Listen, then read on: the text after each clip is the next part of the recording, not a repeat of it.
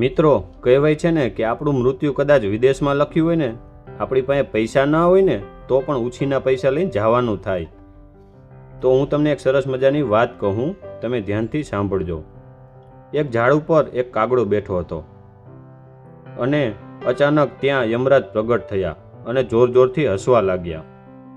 કાગડાની સામું જોઈને કહે કે આજે સાંજે 7 વાગે તારું મૃત્યુ છે, હું તને લેવા આવીશ.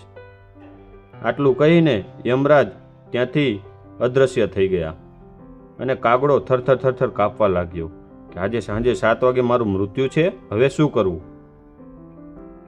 પછી કાગડો તેના મિત્ર ગરુડ પાસે ગયો અને ત્યાં જઈને ગરુડને વાત કહી કે આજે યમરાજ પ્રગટ થયા હતા અને મને 7 વાગે મારું મૃત્યુ છે એવું કહ્યું છે, તો હવે મિત્ર મારે શું કરવું? ગરુડ કહે એમાં મૂંઝાઈ શાને ગયો, ચાલ મારી પીઠ પર બેસી જા. ગરુડ કાગડાને તેની પીઠ પર બેસાડીને ત્યાંથી ઉડવા લાગ્યો અને ઉડતો ઉડતો તે હિમાલયમાં લઈ ગયો કાગડાને.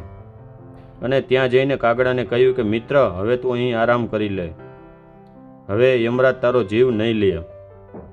આટલું કહીને ગરુડ ત્યાંથી નીકળી ગયો અને જેવા 7 વાગ્યા અને અચાનક જ યમરાજ ત્યાં પ્રગટ થયા. પ્રગટ થયા ને કાગડો થરથર થરથર કાપવા લાગ્યો.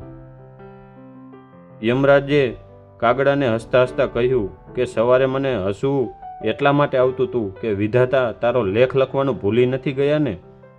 વિધાતાએ તારા લેખમાં એવું લખ્યું હતું કે તારું મૃત્યુ હિમાલયમાં છે અને મને સવારે એટલા માટે હસવું આવતું હતું કે તું 3 દિવસ ઉડીને જઈશ ને તોય હિમાલયમાં નહીં પહોંચી શક, પણ તું ગરુડની મદદથી હિમાલયમાં પહોંચી ગયો. તો ચાલ હવે તારું મૃત્યુ આજે નક્કી છે. એટલે મિત્રો, આપણને એમ હોય કે આપણે બહાર જઈશું તો આ થશે તે થશે, પણ તમારું મૃત્યુ જ્યાં લખ્યું છે ને ત્યાં તમારે જવાનું થશે ને થશે. એટલે બિનદાસ જિંદગી જીવવાની. જ્યાં તમારું મૃત્યુ લખ્યું છે ત્યાં તમારે ઉસીના પૈસા લઈને જવાનું થશે ને થશે.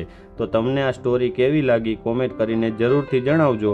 અને જો તમે અમારી ચેનલમાં નવા છો તો અમારી ચેનલને સબસ્ક્રાઈબ કરી દેજો, બેલ આઇકન દબાવી દેજો, જેથી કરીને અમે અવનવા વિડીયો અપલોડ કરી તો તેની લિંક તમને મળતી રહે. તો આજે રજા લઈએ, હવે મળીશું નવા વિડીયોની સાથે, નવા ટોપિકની સાથે.